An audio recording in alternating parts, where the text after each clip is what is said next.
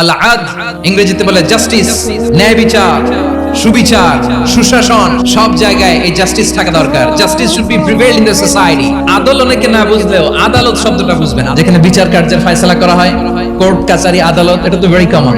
আদালত যেখানে ন্যায় বিচার হবে, সুশাসন হবে। কিন্তু ভাগ্যের কি নির্মম পরিহাস, ওখান থেকে মিথ্যা সাক্ষী দিয়ে মনমতো রায় দিয়ে দেয়া হয়। এগুলোর পরিবর্তন হওয়ার দরকার আছে না নাই?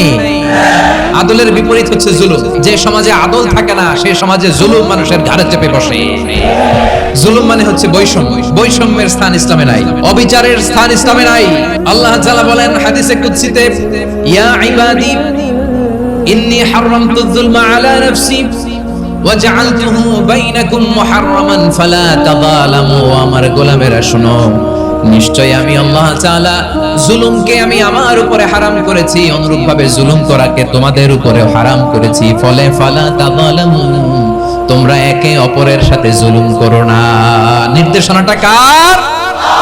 যে আমি জুলুমকে নিজের জন্য হারাম করেছি এবং তোমাদের জন্য হারাম করেছি। আমরা আর এরকম কোন জুলুম বাংলাদেশে দেখতে চাই না। জোরে বলেন ঠিক কিনা?